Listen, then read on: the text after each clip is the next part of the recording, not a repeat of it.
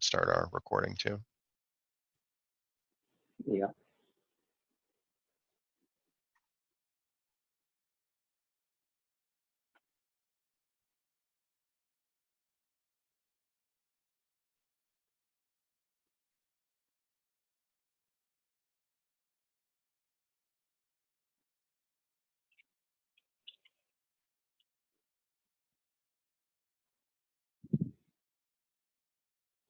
Good morning, everyone. We'll get started in just one more minute. We'll let everyone get logged in, and then we'll get rolling.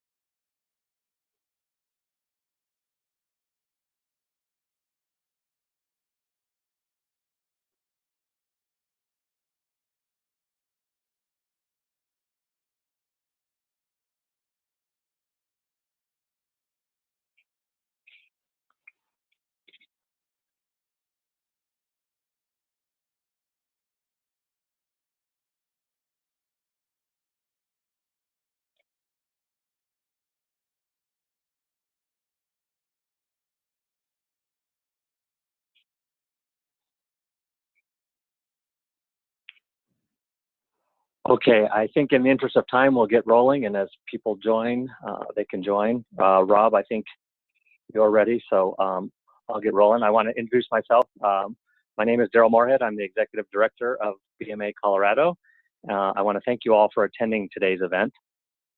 This is something we hope to do more of going forward, and we appreciate you being part of what is now our second official webinar.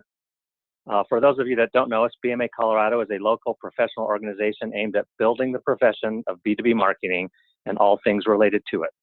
We do this through local programming and professional development opportunities, both electronic and face-to-face, as well as providing the chance for marketers to network as they build their careers. I encourage you to check us out at bmacolorado.org if you haven't already, and consider membership in the organization, which for a very limited time is only $200 a year. This is a very special rate, so special in fact, that you can't even find it online. So if you are interested, please reach out to me either by email, daryl@bmacolorado.org, or by phone, 303-607-9957, and we'll take care of it. And with that, I want to let you know that our presenter today is going to be Rob Bean from Refactored, which is one of BMA Colorado's gold partners, along with Demand Base and Mission Suite. And then our silver partners are Artisan Talent and Japs Olson.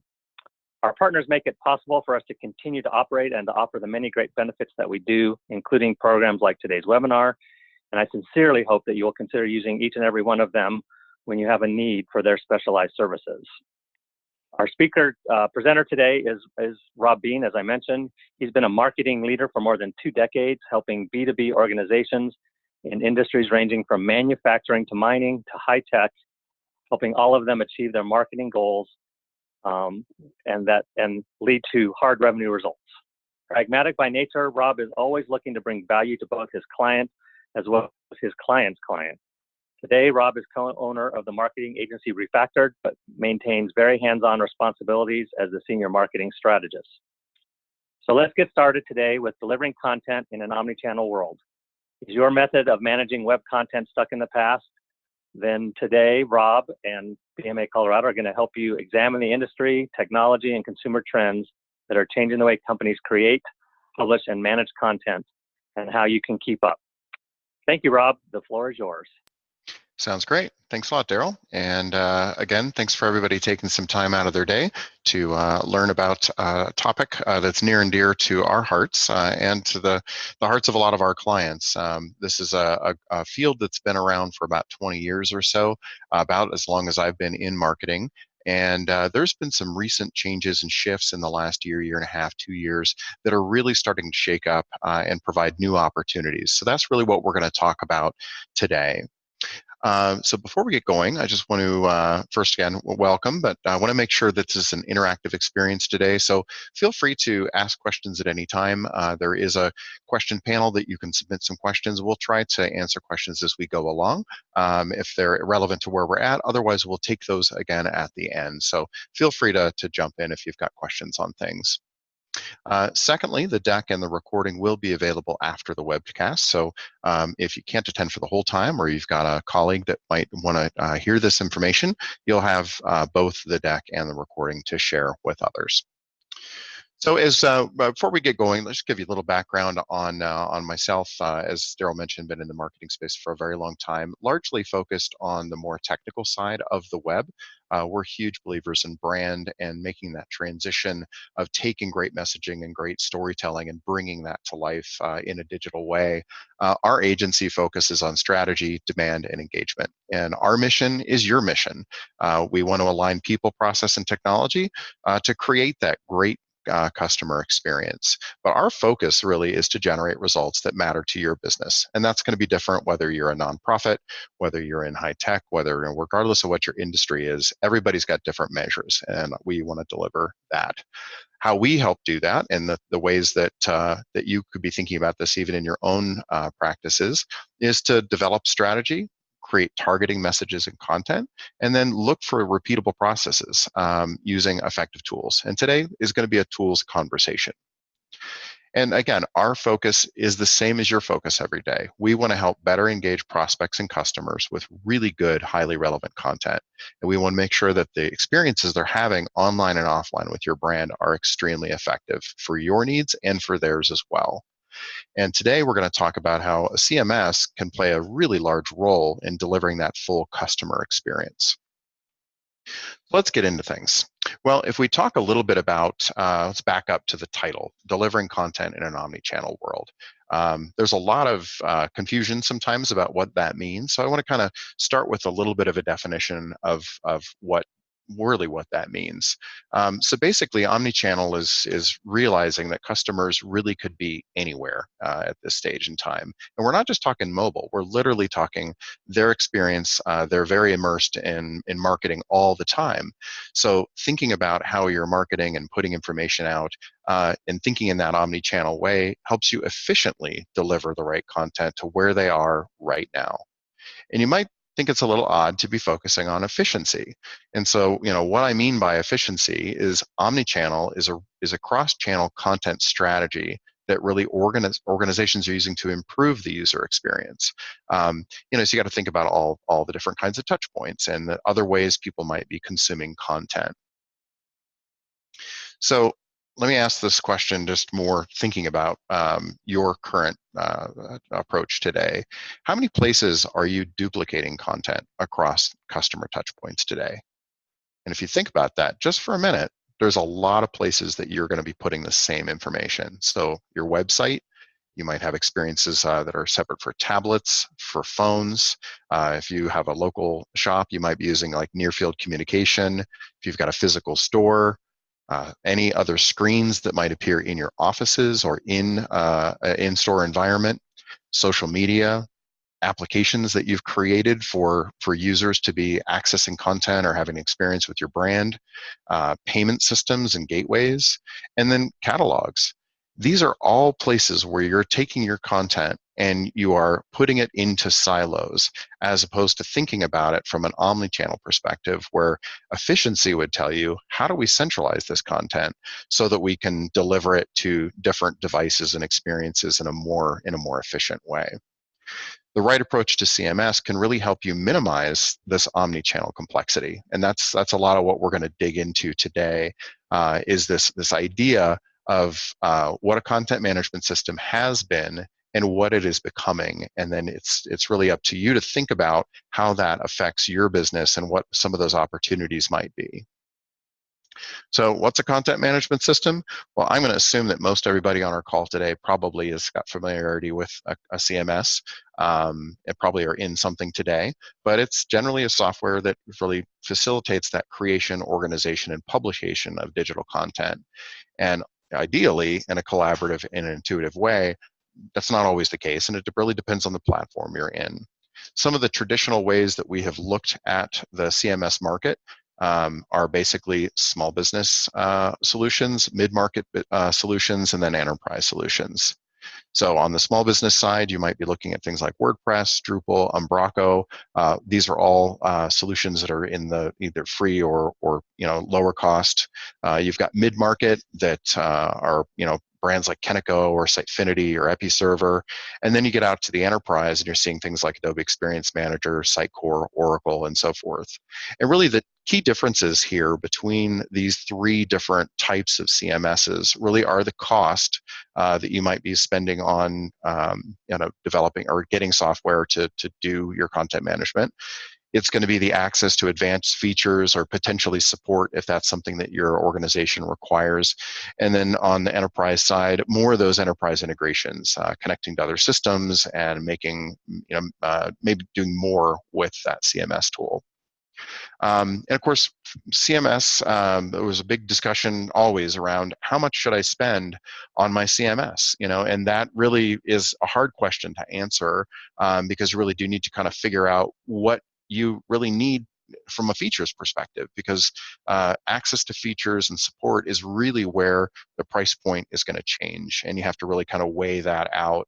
Free CMSs often can seem attractive, and many times for certain kinds of projects, they certainly are. But many times those will also come with some limitations and hidden costs. That generally comes with things like security, workflow, like if you've got a large team and you're needing to really kind of see and manage that process of creating and managing content. Free tools sometimes don't have a great way to do that. Also, things in the web world are getting more and more complex every day. The amount of devices that we're delivering content to, the regulatory compliance that we need to make sure that we, like with GDPR, that we're compliant with. Any kind of features that you want to do where you want to start personalizing or localizing content. All that does is continue to add to the stack of things that your site needs to do. And a lot of times to do that in a free CMS, you're bundling together a lot of plugins and things that may not work together very well or may break during an upgrade. And so there can be some issues with some of that. But, as with most things, you kind of get what you pay for. So focusing on those features is really the place that you want to start. So if you have to drop off early, I want to throw you right to the guts of our presentation today. So how do you make a decision on which CMS kind of platform to look at moving forward? First, I think you start with defining the experience that you want to create for customers.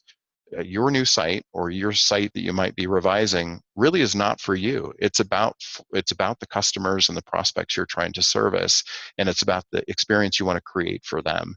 So start with your customer and think about it from that perspective. Secondly, consider the goals and technical objectives that you have. There's going to be business objectives that you want to try to meet, and there's going to be potentially some technical objectives that, like your IT team or other kinds of folks that are involved in the process, may want to make sure that you're trying to meet. Then look at the features that are going to help you get to that place. So starting with the customer, what kinds of things should I be looking for in a CMS tool to help me get to the experience that I want to create? What features need to be bundled together? What kinds of things am I trying to do? What systems like marketing automation and CRM that need to be all hooked in there? And then finally, I would definitely suggest that you try before you buy. This is something that over my 20-some years in the CMS field have seen over and over and over where a decision is made based purely almost on cost, and there has not been much thought given to, I actually have to give this tool for people to use, and it turns out to be kind of a disaster. It's either hard to use or it's complex. There's a lot of reasons. So it's important that when you're looking at a CMS change to definitely try before you buy. Ask for demos and make sure you can see how other people put things together. Because with any given tool that you plug in, you can make a great tool operate really poorly, or you can make a really kind of underrated tool actually perform pretty well. And all of that comes down to your choice, both in the tool and also the people that are going to help you build that site. So let's come back to where we were at. So traditionally, CMS market has been for small business, mid-market, and enterprise. But there's really shifts as the modern CMS structure is starting to evolve. So we now have what's called traditional CMS, which you're going to see a lot of those vendors that were in the first two categories are moving over more to the traditional systems. These systems now are seen as kind of portal-based or for people that are just focused on their website experience, but not much else. A lot of these providers, both free and paid, have options for you that kind of keep you in that traditional space if that's where your brand needs to be. And then we've got an emerging category of digital experience management, or DXM. And then some of these same providers have a different set of tools that help you bridge this gap. So you've got Kenico, Epi, Oracle, Sitefinity. These are all folks that are starting to work in this space, and their tools have kind of evolved to allow you to connect with other systems, provide maybe more all-in-one solutions, and things that really help you do the kinds of things you want to do when you're trying to improve the digital experience of customers. And then finally, we've got a third category, which really is just catching steam in the last year or so, but really has been around, I'm going to almost say since the beginning of CMS, but it's a technique called, or a tool called Headless CMS. And there is a lot in this space. It's an emerging market for sure. Kenico has a cloud offering, Contentful is another one, and then .cms and Butter. If you did a search for Headless CMS, you're going to find a ton of options here. And these are really focused more on the management and creation of content, but we'll get into that a little bit more in a minute. So the differences here, when you look at the modern CMS space, is I have to ask myself, which of these products helps me approach my customer the way I want to? How big is the solution scope that I'm going to try to achieve? And then finally, on that headless side, it's thinking about content reusability. How many places can I put content, or will I be putting content? So with that, we're gonna stop for a minute. I'm gonna ask two questions that are connected, and what I'm trying to understand is kind of where all of us are at right now in thinking about content management. So this will be a two-part question. First part is, are you considering a change in CMS technology today? And we're gonna ask about 3 months, 6 months, 12 months, or not currently. And then we'll also ask about what's driving the change for your organization. Are you needing to refresh your brand and your messaging on your site? Are you needing to improve the customer experience? Are you needing to personalize site content? Do you want to improve conversion? Do you want to integrate other systems? Or do you want to improve content creation and workflow? And so, Daryl, if you want to go ahead and pull up those questions on the screen, we'll have everybody give us some feedback here. So the first question is just select one, and then on the second question, please go ahead and select all of the ones that actually are things that are driving the change. Give you about 20 or 30 seconds here.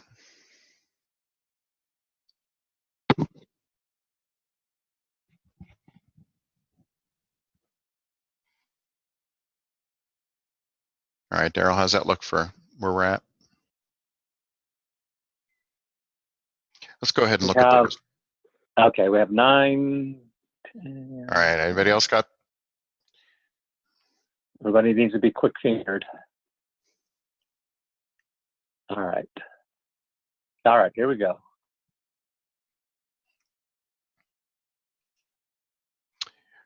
All right, well, it looks like we've got probably a majority that are kind of in a stage of considering change sometime in the next year, and I think that's pretty appropriate. That's where a lot of people sit, and I think that's actually a good thing.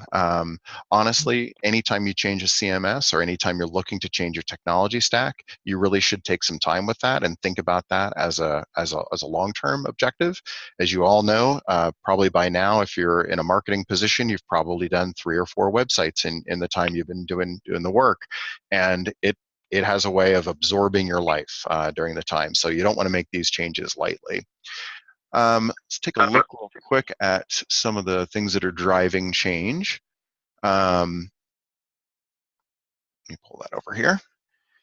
So it looks like improving customer experience and content creation workflow look to be about the two biggest things, and I'm not surprised at that. Those tend to be where people struggle. So first off, on the opportunity side, improving customer experience is where that's where a lot of people are at.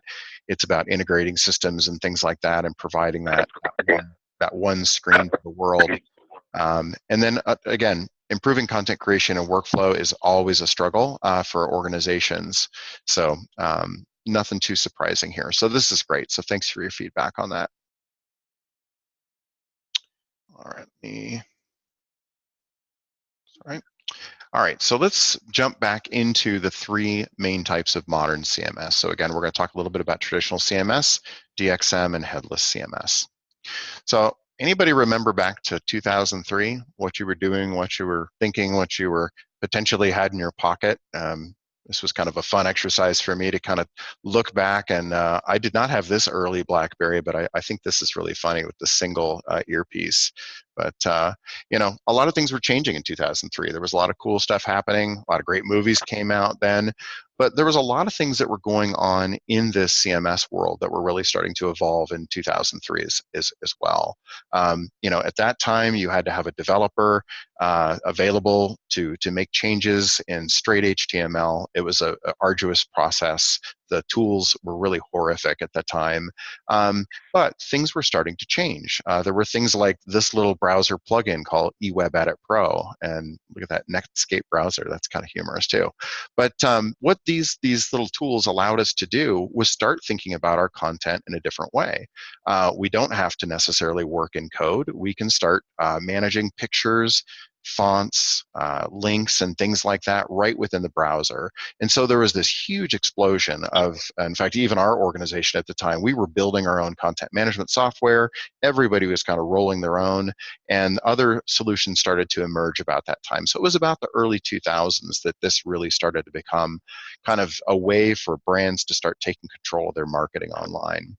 So the CMS origin started with that, what you see is what you get. So the WYSIWYG editor. WordPress also started in 2003, and it's probably one of the earliest places where somebody was offering a collaborative experience that was relatively intuitive, but was simple for you to be able to change your website. Had a front-end UI that was basically allowed you to assemble what it's going to look like, and then it had a back-end database to help you store, index, and retrieve content. Now, a lot's changed with traditional CMS in the last 16 years or so, and it's really matured quite a bit. This is actually a screenshot of Kenneco CMS, where you can see that like the front end, the back end are really tightly coupled. There's a nice navigation structure that you can kind of see what your site is going to be, how it's going to be structured. You can actually, as a user, be putting things together, and you're going to know exactly what that's going to look like. There's dashboards that help you simplify entry. There's a lot of features with a lot of modern CMSs that help you do forms or manage documents or categorize content. A lot of that stuff has just gotten better over time. But there's some things that haven't changed, and it's mainly this whole idea of what you see is what you get. And I'm going to say in some cases, that's not a problem. But in many cases, that's becoming more and more of a problem. And the reason is the commingling of display and content, because it really locks it into one use. So traditional CMS was really built for the desktop user, and it's when the website itself was the primary destination for the marketing. And so we weren't thinking beyond that. Well, the expectations have really changed. And so, 5 years ago, even, your site was still kind of looked at as an online brochure. We're wanting to display information about the company. We want to facilitate customer contact, get someone to fill out a form. We want to, have validity. We want to look professional and attractive. But today, this is really changing, and it's there's a lot of reasons why. But customer experience is really driving a lot of what we want to do and how we want to present ourselves to the world. Our site needs to create buzz and educate and entertain our users. We need to facilitate commerce in many cases. We want to provide access to certain kinds of assets, so like through portals and things like that. And we want to enable sales much more, not just commerce sales, but the sales process. So the understanding and viewing and of like a software solution or a SaaS product, we want to be able to do that online and create that experience to move sales forward quicker. And you might be wanting to push content across channels as well. So it's, you may be realizing it's not just about your website, it's about my social experience, it's about other things as well. So, there's three main things that are really behind this shift. So the things that are really driving these trends, and what modern CMS technologies now enable us to do really are cloud computing is one of the biggest things. So the lower cost of storage and the easier ways to manage the actual just structure of your website in the cloud has really changed the game. People are also interested in centralizing their content. So you hear lots of talk about hubs and, create it once, send it out to multiple places. That concept of decoupling the front and back end of your content, so you're separating the concerns of design and content, so you can maybe use that in more places. All of those things have been impacted by cloud computing. Secondly, mobile access. Everybody's mobile. Behaviors change there. We all check our email, even sitting at our desk on our phone half the time. So phones and the different sizes of phones have all really conspired to really even amp the complexity of what we need to build quite a bit. And then, of course, you've got Google that is going to tax us for having a slow site, because they know that's how most people are looking for information these days. And so you've got all these new requirements to make sure that you're delivering content as fast as possible. So that mobile experience is really important. And then finally, big data. So we've never known more about potential prospects and customers than we know today. The ability to collect data, store it, look at it is just an amazing opportunity for marketers. And really what we're using that for is to really help identify our accounts and what their interests are, and a lot around personalization. So big data is a driver for a lot of this stuff to help connect these experiences across channels. So the purpose of your CMS is also changing as well. So again, 5 years ago, it was largely about delivering content. So it's about display, how the pages look, facilitating content. Today, it's really that experience platform. So we want to generate gravity for our site. We want to have people be attracted to the site through SEO and spread awareness of your brand. You want to be able to provide a portal for education and so forth for customers. We need to, again, require or give people that access to content that in the time that they want it. It also maybe needs to be an account-based marketing facilitator. What are you saying to target customers, and how do you manage that online? And finally, your site really is just becoming that hub for the customer experience. And this is not an older sibling of a website. This is a completely different kind of website that's being created today. And so the two categories we're going to dig into now are the DXM and the Headless CMS. And these are really more concerned with mobile users and how that behavior is changing. They're aiming to optimize delivery across a number of digital endpoints, and that's really where we're going to go with the rest of the presentation today. So let's start with the definition. So digital experience management. So this is an emerging category, largely on the enterprise side, but even if you're mid-market, there's a lot of tools that kind of help you improve your digital experience. But this really started 5 or 6 years ago with the improvements in a lot of tools, but really with the behavior change. And so organizations wanted to transform digitally. They wanted to start making their customer processes much more accessible through the site and through other apps and things like that. And the ultimate goal here is to, again, improving the customer experience. And so that's what a DXM system aims to do. Now, DXM tools, especially in the CMS, can be a single product, like Kenico or Adobe. Any of those have a lot of hooks that allow you to deliver a lot of power in one tool. But often, it's a suite of products that are kind of working together. So you might have a content manager that's doing a certain amount of the work, and then you've got a marketing automation platform. You might have an ABM platform that ties into this. So there's a lot of complexity there, but the end goal is, how do we create that better experience? So With digital experience management, we're going to start with a conversation with a content management system. So Kentico is actually a client of ours, Infinity QS. They're in the software industry. They're powered by Kentico EMS on the background. But that's not really what we want to focus on. We don't want to focus on single tool. We're trying to consider the entire customer lifecycle. And so we might be thinking about our salespeople, emailing, phone calling. How does the site support them? We might be thinking about, as a software company, how do we teach people about our product? How do we show them how it works? How do you sign up for a trial and learn that whole process? Also, how do we support people? How do we give them access to the documentation at the access that they need to at a time they're considering, and so forth? Where do we put our information? How do we start to share and structure that content in a way that can be distributed through the cloud to other experiences and devices? And finally, how do we track all this and make sure that we're able to prove ROI? The second thing that we're trying to do with a digital experience management project is we're looking to integrate multiple touch points and channels. So, we're thinking about digital advertising and, using UTM coding to drive site in or drive traffic into the site, but also track where it's coming from and how it's being consumed and which channels are providing the best bang for our buck.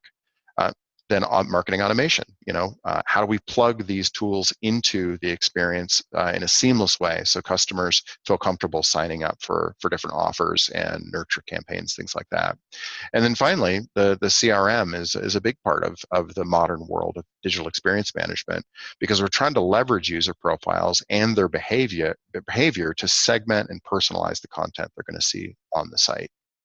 In fact, this particular site has a product that we've developed called Compass ABM where we're running an ABM program, and because we know this particular user is from a certain brand, we actually customize everything from banners to content and everything just based on that. And that's the kind of thing that modern digital experience management is trying to solve.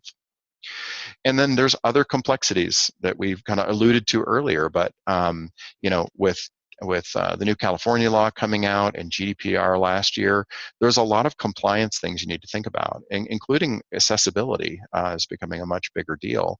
And then you have multilingual. So, how do you approach all those without using a great tool?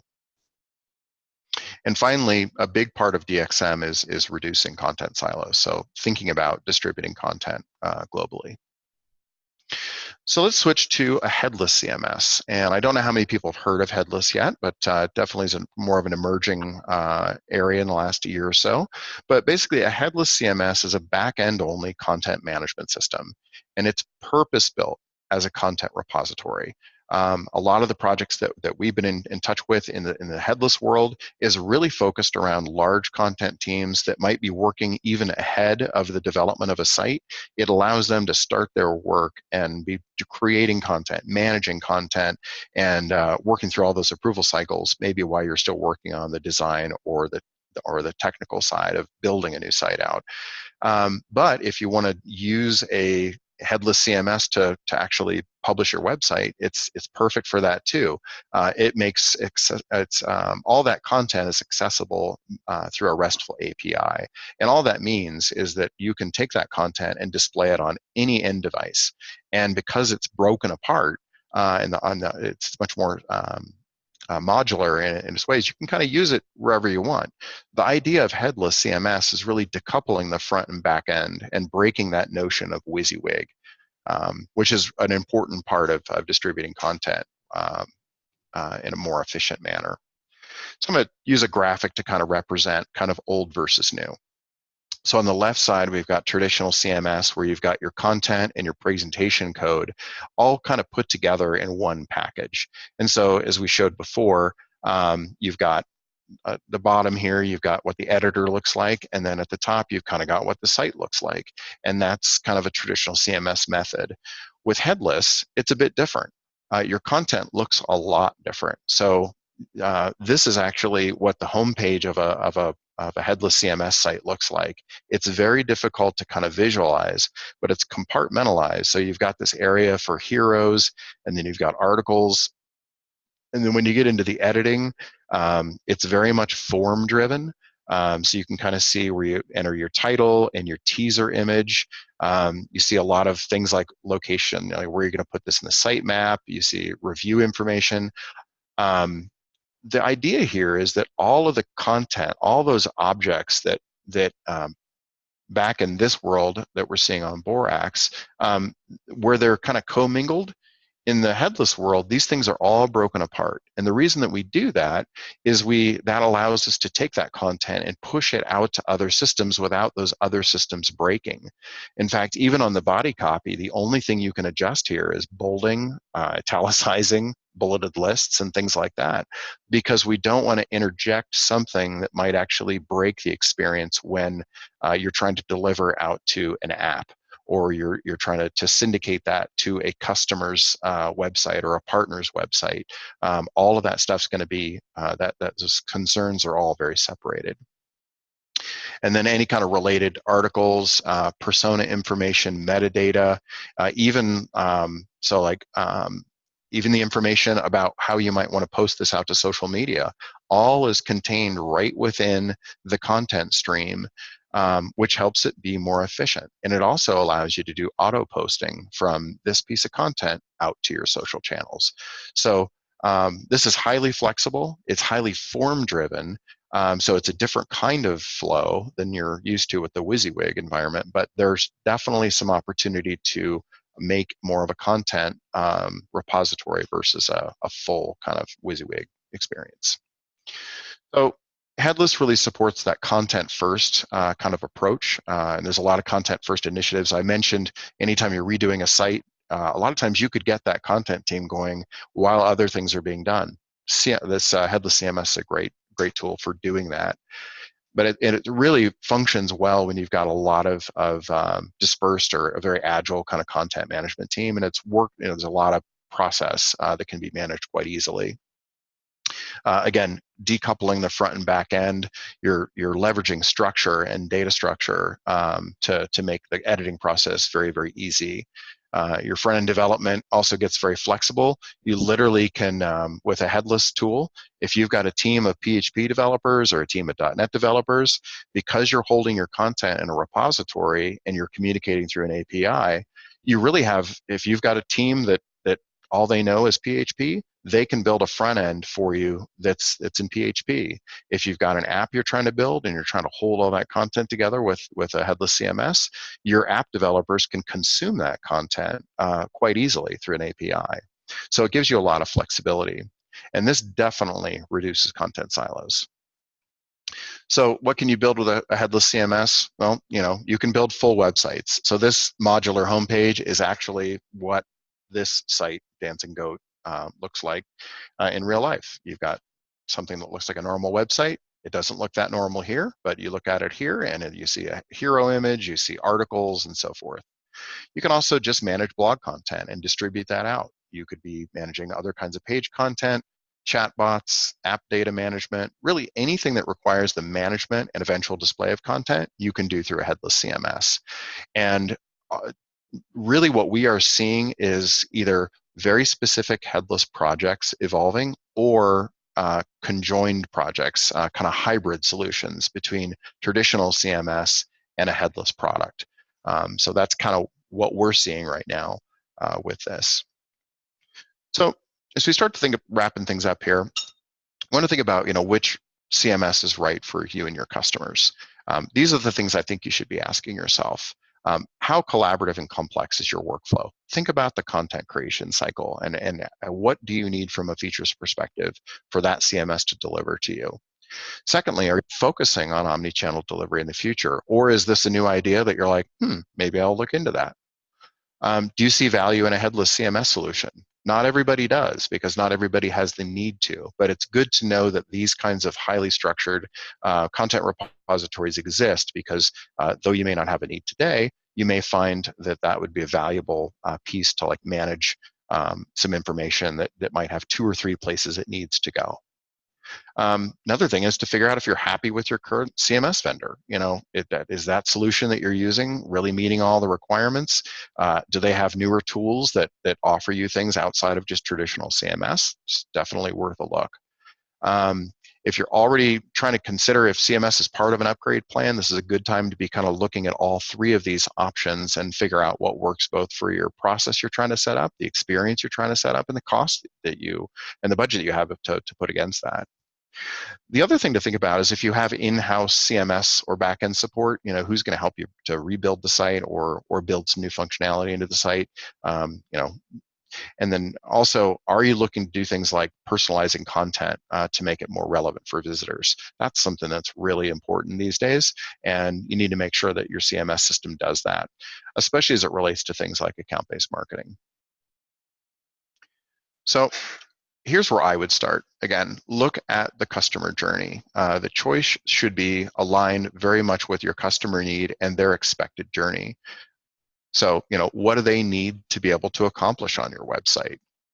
How many channels do you plan on delivering a content and experience out to prospects and customers? What type of devices do those customers use to experience the content? Do you need to do something that is more flexible? And is there something in this new technology set that might actually inspire you to deliver more relevant content or create a better experience for customers? Those are all things to consider. Second thing is to consider your business strategy. The choice of CMS really needs to align with organizational and infrastructure goals.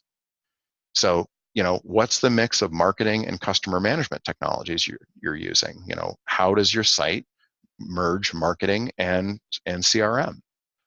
Could the business benefit from this tighter integration between the website and other business processes? This could be e-commerce. This could be supporting partners. It could be enabling the sales team. What are the needs there? And then how is the organization leveraging other technological options right now? So you may have a big drive inside to move more things to the cloud. You may be hearing from the IT team that they're trying to reduce the overhead. And so you may need to integrate their thinking and some of their ambitions for reducing costs and making things more efficient. And then, think about how you might be able to take advantage of flexible delivery trends. This may not be something you've thought about before, but if you've got screens that are around your office and you could be managing the display of what goes on those screens through your website, how cool would that be to have the person that's managing either the social or internal social be able to change things in your CMS that automatically update screens around your office? That's an idea that maybe we hadn't thought about, but the technology is there these days. Most TVs are able to get content from other sources, and so that may be something you want to think about, or even pushing content out to trade shows and so forth. And finally, how would new technology either affect your workflow, improve your workflow, or change the capabilities that you have internally? Either way, the CMS you choose needs to meet the learning needs of your target audience. Tools are going to continually change, but I will tell you, your customers' motivations do not. In fact, they have not changed almost at all since I started in this, CMS space, over 2 decades ago. Two things that customers want: what's in it for me, and how does your CMS help tell that story, help prove your value to them? And the second thing is, do I trust you? And so technology can help with both of these things. On the what's in it for me, that's the storytelling aspect. That's the branding piece of what you do. And you want to make sure you can get that message out there well. But the trust factor is shown in a lot of different ways. What kind of support do you give me? How easy is it for me to interact and get the kind of content I need from you? Can I look at my billing? Can I look at transactions? All of those things help to build that trust, and your CMS can play a big part in delivering that value. So we're all trying to work, even as the poll showed, work on improving a customer experience. And this illustration, or one similar to it, I'm sure you've seen before, but this loop is representing what our ideal customer life cycle should be. It starts with early stage awareness here in the middle. People have a need for something. They start to research and start to get discerning about their choice and what they need. They start to look at that comparison part in the selection process. They need to purchase, and all the way through the cycle. And the goal is to get them to be, a ravenous customer and somebody that's going to really recommend you or your product moving forward. So how can a CMS support a positive customer experience? Well, on the front end, if your tool is built right or you've got the capability, you can post things through social media. You can manage a lot of that through the CMS and deliver content out. SEO content, being able to make sure all that's together well. The blogs that you put out there and landing pages, those are all things that support that early part of the sales cycle. When they get into research, you've got page content, calculators, and tools, organizing resources by taxonomy and categorization. So, when you look at your white papers and your case studies, are those searchable by the pain point that your customer might have or the industry that they're in? If you've got your resources and a good CMS behind you, adding that kind of taxonomy to all of your content can really help people get to the things that they need to answer their questions much quicker. Then you got conversion pages that are out there and nurture campaigns that people can sign up for, newsletters. These are all things that can be driven through a good CMS. Also, a lot of CMSs do include commerce options, whether it be integrated commerce, extended commerce. So, commerce is a big part of what can be supported there. And as I mentioned, how many catalogs might you be maintaining right now that if you centralized all that data down to one place and used APIs to send that out to maybe partner sites or to other customers where you might be sharing information, how much resources would that save? In fact, right now we just finished up a project for Rio Tinto, U.S. Borax, where we're actually safety data sheets are a big deal in their industry, and we're actually consuming data sheets from another vendor and displaying that on our site, and then it's also getting pushed out to some other places as well. It's that idea that we could, in traditionally thinking, we would have been managing a lot of that in separate silos. You'd end up with the same 20 or 30 or 40 documents in different places. So when one changes, you have to go and find all those places it exists. In this world, you have one place to make that change, and then that automatically cascades. You've got portals that once somebody has purchased and they're part of your family, you can provide customer portals, training portals, support portals. All this information really helps build that relationship. And then newsletters, nurture campaigns, loyalty programs, cross-selling campaigns, surveys, apps, all of this stuff is things that your CMS can help you with this entire life cycle if designed properly. And it also helps support the business strategy. So, brand building, awareness generation, testing, localization efforts that you may have going on, accessibility needs that you have for your industry, GDPR compliance, growing your CRM, supporting ABM programs.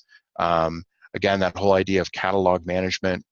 These are things, and even these portals, these are things where your internal teams are directly supporting external customers. And so these are big wins for the business. And then even intranets, all that stuff can be managed through a CMS. So here's our last question we're going to jump to.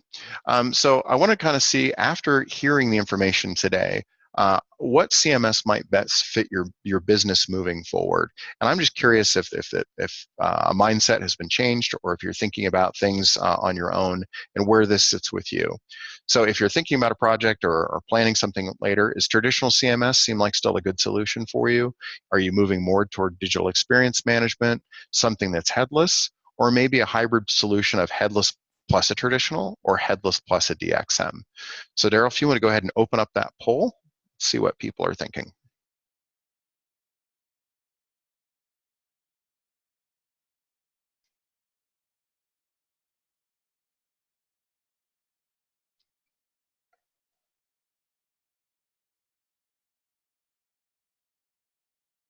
All right.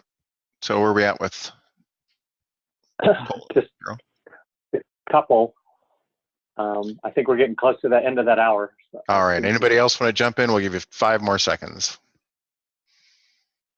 Yeah, we got a few. All right. Why don't we go ahead and close that out? All right. There you go. All right.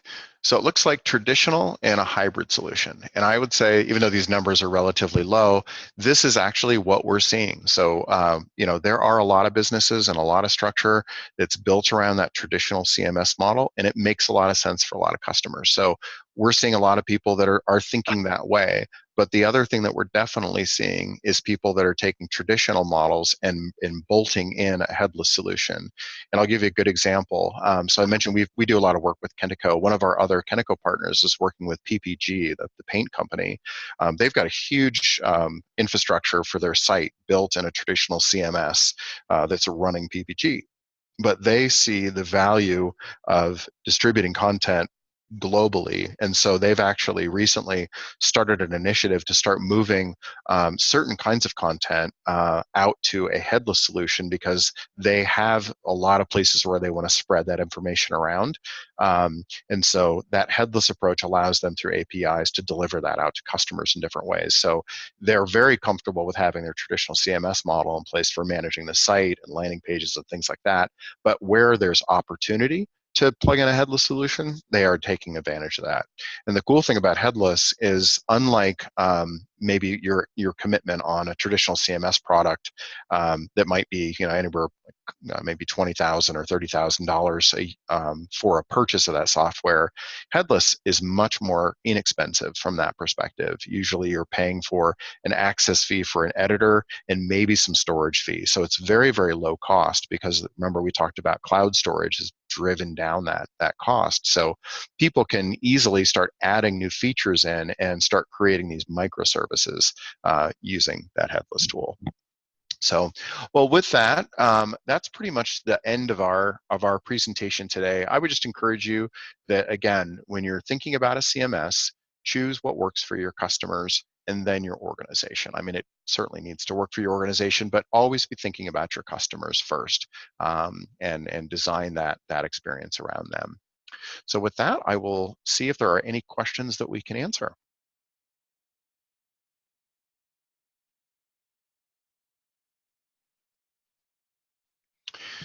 So the first question is about the cost of the different solutions that are out there. And again, I'll just kind of talk a little bit about cost roughly. So if you think about the traditional model, there's things that are free, like a Drupal lower cost entry. There's a lot of sites that use WordPress and so forth. Those are all solutions that you can get into relatively inexpensively. But again, you need to look at the broader picture and see if there's other requirements that may or may not end up being a great experience from a support standpoint. And so really, pricing goes from anywhere from free to a lot of those that sit in the mid-market that we talked about. Those solutions can be anywhere between about $15,000 and about $30,000, usually a one-time purchase, and then there's like a maintenance charge annually for updating, licensing, and so forth. And then when you get to that more DXM level, there are some products that are in the $20,000 space, but usually you're talking about products that start at around $80,000 or $100,000 just for software. So those can have a major step up. But depending on your strategy, there are ways to couple technologies together to keep that cost of technology low, so you can put more into the content and the experience you're creating for customers. All right, so it looks like we've got another question about defining in practical terms the headless CMS feature, decoupling front end and back end. So yeah, this one is definitely a kind of a difficult concept, and I will jump back. And this is hard to really get the head around here. So remember, traditional CMS, you might be working in an environment like this where you've got an editor that sits in a pane, and you've got like a site structure over here, and you're literally editing exactly in the way that your site's going to look. And so this editing experience shown here at the top looks very, very similar to what it's going to look like. It's the sort of what you see is what you get. When you look at headless CMS, you really need to think about breaking your content apart in a like a really, really complete way. Probably the easiest thing to think about it is if you think about a blog that you might be creating on your site. A blog has a certain number of, in fact, let me pull up here, certain number of attribute. Oops, sorry. wrong screen. A blog has a certain number of attributes that go into it. So things like titles, descriptions, and so forth, metadata. You're essentially just breaking your content down into these little tiny bundles that then can be used in other places. So if you think about trying to share this blog post or this article out with, say, a feed that's going to go on a partner site, you may just send them the title and a teaser image, or the title and a summary, and then the link to where that content lives. And you're exposing that through an API. And so you can share that with all your partners. So for instance, if you've got a bunch of partners that sell or market the service that you have, and they're interested in consuming your content directly, you could actually provide them just a little widget that pulls that content in from your site, and it could just flow right into their information flow on their website. And that's a great way to do that kind of thing. So somebody's asking a little bit about if there's a glossary or examples of features. That's certainly something we can follow back up with you on for sure. So we'll sync up on that. Any other questions we can answer?